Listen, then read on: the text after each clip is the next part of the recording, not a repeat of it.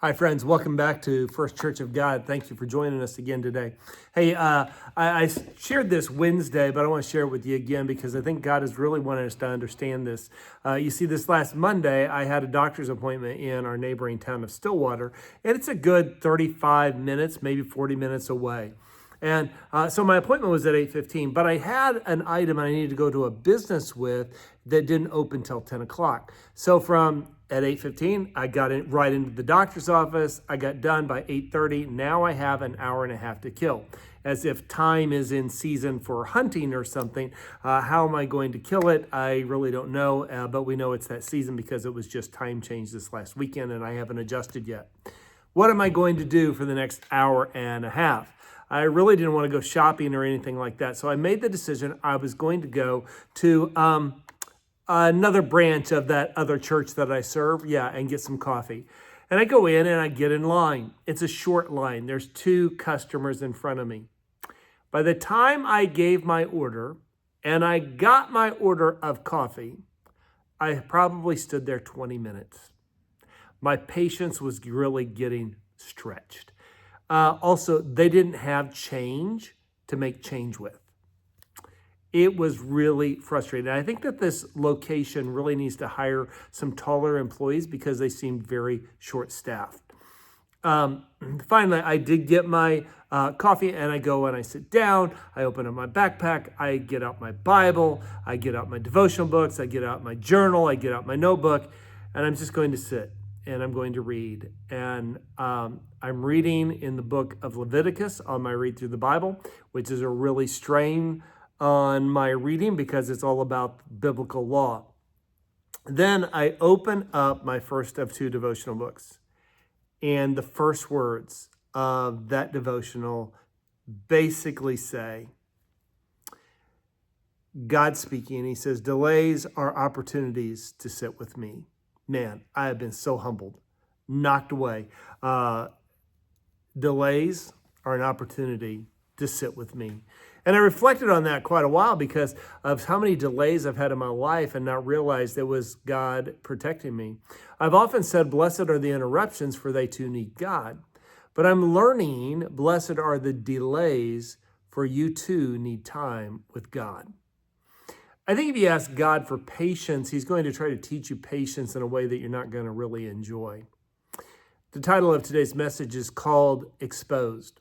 Jesus in his life would only speak in parables, and it was beautiful doing this, and it was so certain people would understand and other people would scratch their heads. And even as he taught them, there's times I find myself scratching my head. I invite you to look at one that really causes me to scratch my head. It's found in Luke chapter 18.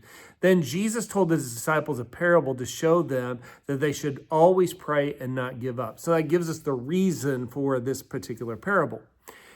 Goes on, he said, in a certain town there was a judge who neither feared God nor cared what people thought, and there was a widow in that town who kept coming to him with a plea, grant me justice against my adversary. For some time he refused, but finally he said to himself, even though I do not fear God or care what people think, yet because this widow keeps bothering me, I will see that she gets justice so that she won't eventually come and attack me.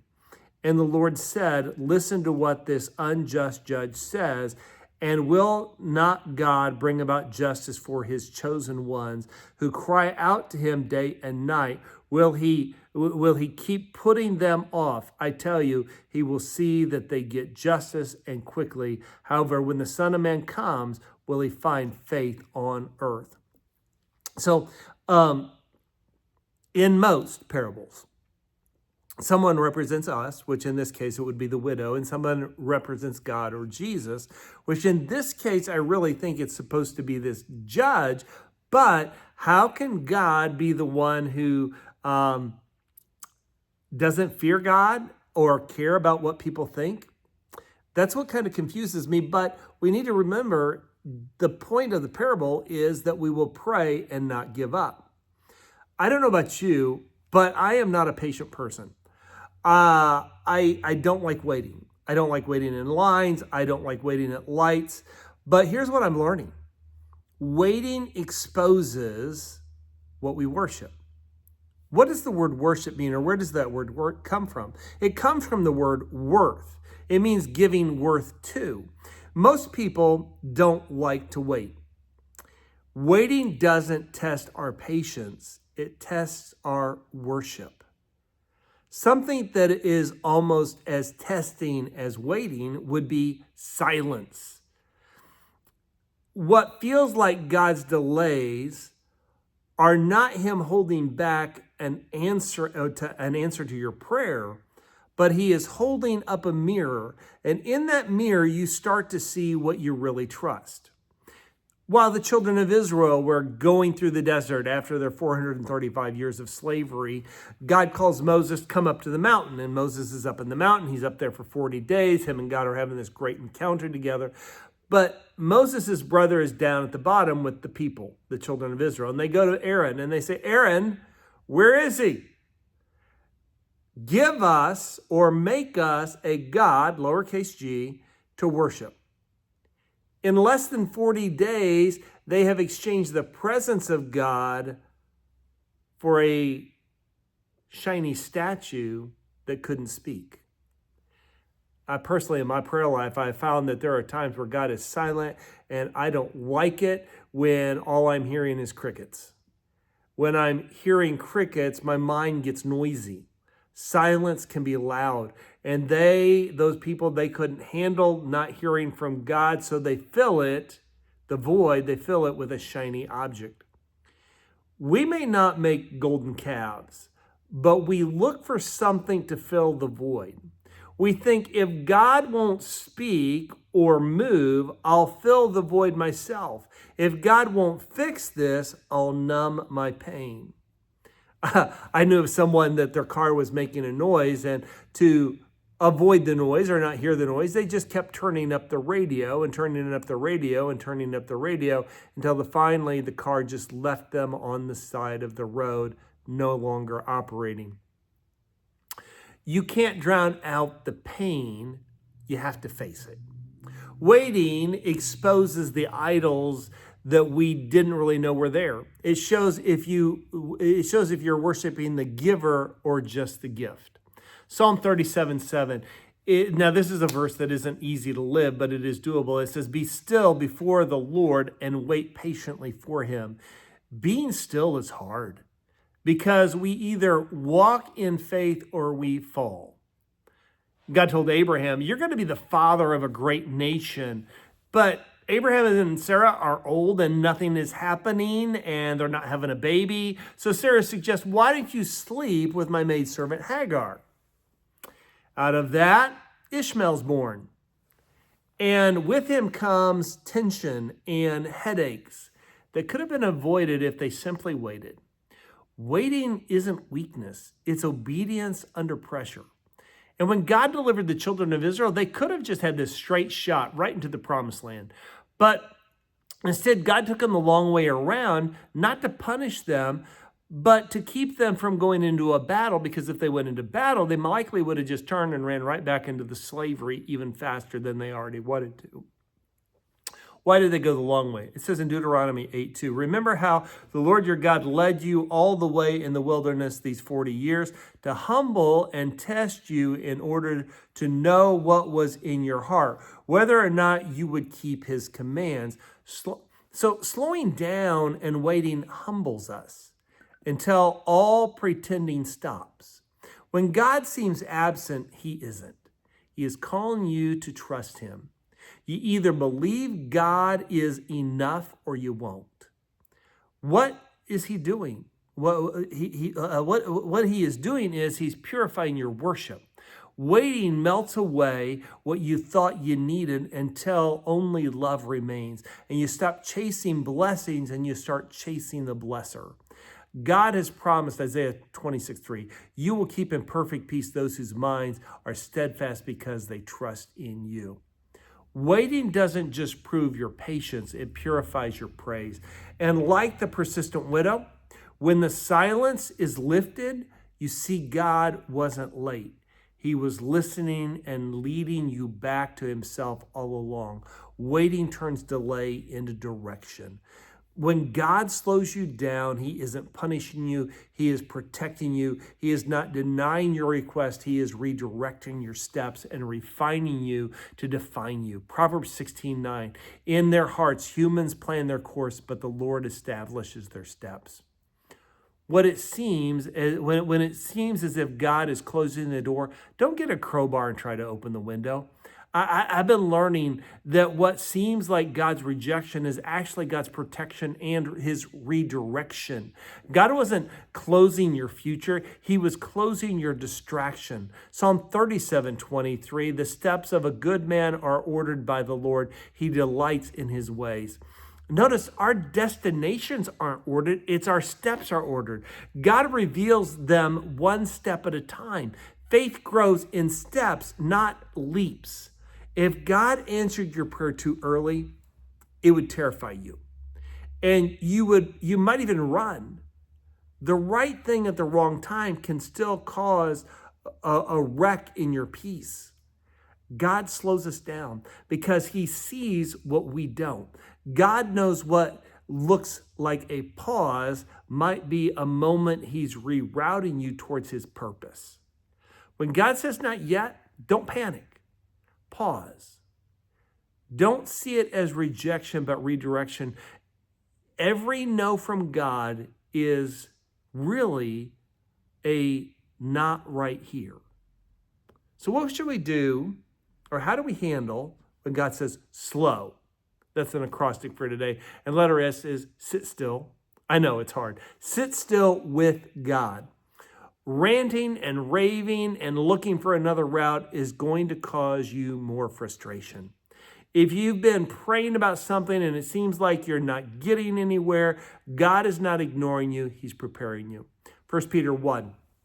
In all this you greatly rejoice, though you now for a little while you have had to suffer grief in all kinds of trials. These have come so that you may that the proven genuineness of your faith, of greater worth than gold, which perishes even though refined by fire, may result in praise, glory, and honor when Jesus Christ is revealed. If God answered you instantly, you might receive something you're really not ready for. He's preparing you. We love the idea of blessings, but blessings come with a responsibility. David was called while he was watching sheep. But what had happened prior to that, his brothers had already been screened to be the next king. His dad had forgotten about him. His dad had overlooked him. And when they come and get him, he's anointed as king. Does he take the throne immediately? No. He has to go kill Goliath. He has to put up with the headaches of Saul. He has to put up with a whole lot of things before he finally takes the throne. Because too soon, and pride would have been his downfall. Isaiah 60:22. When the time is right, I, the Lord, will make it happen. God isn't preparing the blessing for you. He's preparing you for the blessing. Letter L. Listen for his whisper. Important word, his. You need to know who's whispering. Jesus said in Matthew 10:27, what I tell you in the dark, speak in the daylight. What is whispered in your ear, proclaim from the roof. From the roofs. There are a couple warnings that he's given us in his word. First of all, we are to test the spirits. Don't just assume something. Make sure that it's not some bad food that you ate the night before, but test the spirits. 1 John 4:1.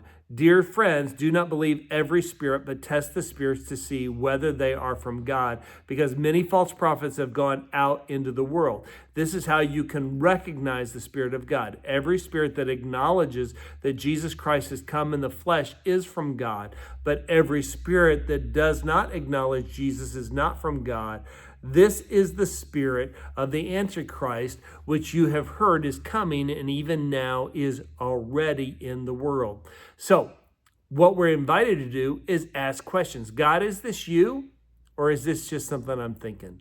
Make sure it's from God. And also with that, one of the things that God says in John 10:27, my sheep listen to my voice. I know them and they follow me. Now, the second thing to remember, or the second warning, is Psalm 36:1. Sin whispers to the wicked deep within their hearts. They have no fear of God at all. So both sin and God whisper, and to hear a whisper, you got to be close to the whisperer. Which one are you closest to? Let's go to letter O. Observe what you worship. Think about what you worship. As I said earlier, waiting expresses what you worship, or exposes what you worship. Waiting doesn't test your patience. It exposes what you give worth to. If what you worship is not of God, then you need to put it to death. It's a distraction that is trying to destroy you. When an alligator is captured, what do? They take some tape and they wrap it around his snout a bunch of times. Because when an alligator is sitting, they sit with their mouth partially open. Their strength is when they're closing their mouth. And if they can't open their mouth, they're cut off. They're not dangerous. They can't bite you. In 2 Corinthians 10:5, we take captive every thought to make it obedient to Christ. And letter W is wait. Wait. Every delay is God's way of turning your route into a revelation. Isaiah 30:21. Your own ears will hear him. Right behind you, a voice will say, this is the way you should go, whether to the right or to the left. Now, this is the hidden advantage of waiting. It turns your ears to God's voice. Because when you learn to create your agenda in pencil rather than in pen or in stone, you stop forcing the plan and start following his whisper. You call it a delay, he calls it a divine intervention. Because as you sit and listen, you realize time with him strengthens your relationship with him. You're going to develop discernment because you hear him warn you of what is ahead. What has seemed like a frustrating delay in your life lately? What is it that frustrates you? Well, what have you been praying for? And it seems as if God isn't answering you or he's putting you off. Take a moment and thank him. Then ask him what he wants you to do differently. And after you ask, be still and wait. You may not know in an instant or in a day or in a week or in a month, but stay faithful because God will speak to you through his word. But to speak to you through his word, you've got to open up his word and read it. He speaks to us through other godly people sometimes. He also speaks to us through a still small voice. But to hear him, you got to be silent because God is such a gentleman, he will not interrupt. And silence can be loud. Take a moment right now. Be silent. Tell all the noise in your mind and in your ears, in the name of Jesus, be silent. Silence is loud. That there is peace in the silence, and it's a place to breathe what he is saying. Be still and know that he is God.